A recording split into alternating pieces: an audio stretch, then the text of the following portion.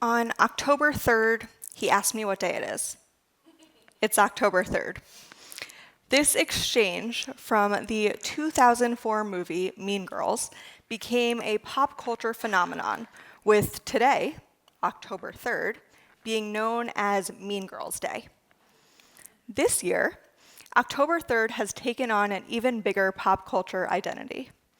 At midnight Eastern last night, Taylor Swift released her 12th studio album, The Life of a Showgirl. As a lifelong Taylor Swift fan, today is a big day for me. And a perk of living on the West Coast is that after breaking the Yom Kippur fast last night, I could listen to the new album as soon as it was released at 9 p.m. Pacific. I promptly listened to the 41-minute album, went to bed after a full day of Yom Kippur, and woke up this morning and listened again on repeat, paying closer attention to each song, letting the words scroll across my screen, and processing the possible meaning of each of the 12 songs on the album, and crying tears of joy. So you're probably wondering, what does any of this have to do with this week's Torah portion? And am I just going to talk about Taylor Swift all night? I could. I won't, but I could. And if you want to talk about it afterwards, I am more than happy to share all of my thoughts on each of the 12 songs.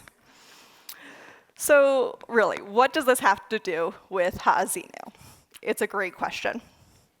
This week's Torah portion opens with a 43-verse poem, the Song of Moses.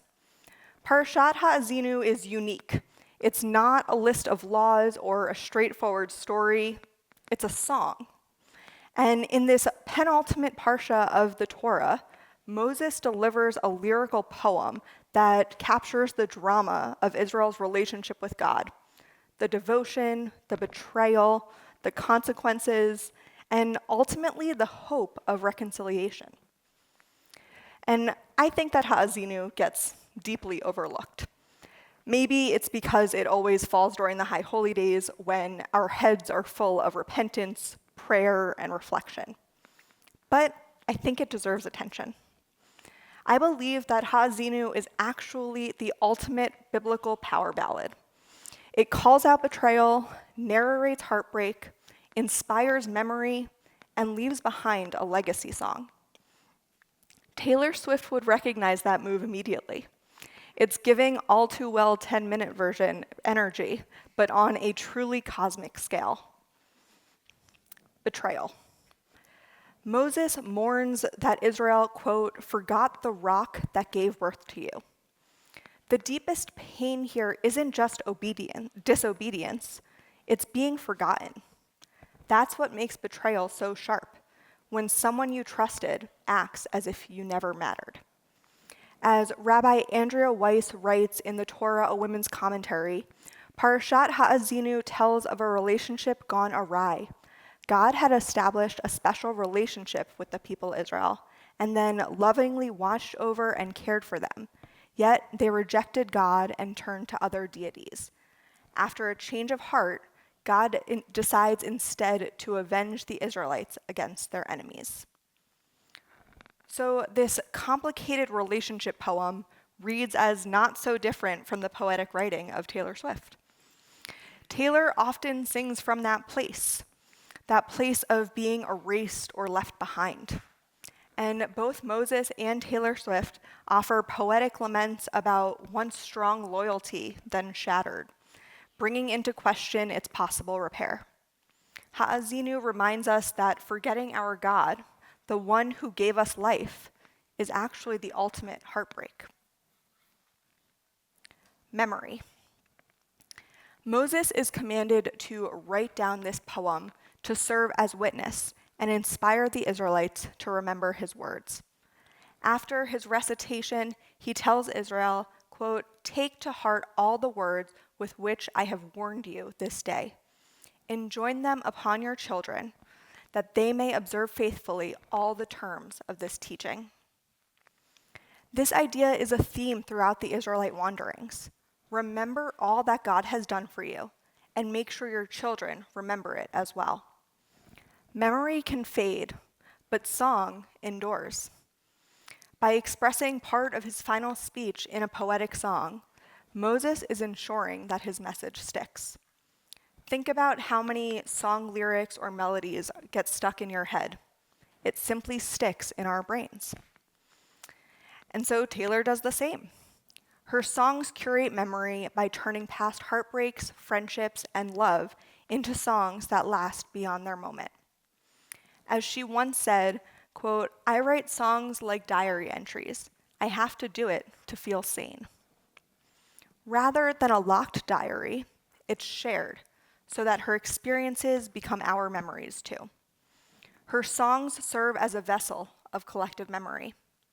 And Ha'azinu functions in the same way. Israel's story becomes a collective song, not just Moses' private pain. Legacy. Ha'azinu is Moses' final act before he dies. This is his swan song, his way of leaving a legacy that he hopes will echo into the people's hearts forever.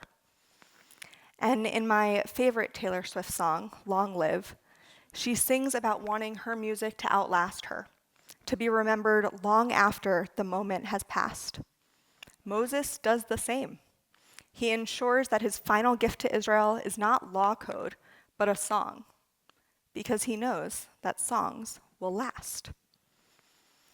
Even in her brand new album, small spoiler, Taylor closes with concert audio, reminding us that this last note matters. And Moses does the same with Ha'azinu. His final note is a song that will endure. In many ways, Moses is doing what great songwriters do, taking the messiness of human experience and turning it to art that can be remembered and passed down, felt by generations. If Taylor Swift can fill stadiums with her songs of love, loss, and redemption, Moses uses Ha'azinu to fill the hearts of Israel with memory, warning, and promise. Ha'azinu teaches us that music is not just entertainment. It is our memory, it is our covenant, and it is us bearing witness. When we sing, we aren't just expressing our feelings. We're shaping how they will be remembered. Taylor Swift's albums might tell the story of her life, but Moses' song tells the story of our people. When words alone aren't enough, we turn to song, because song has the power to carry truth across time. Shabbat Shalom.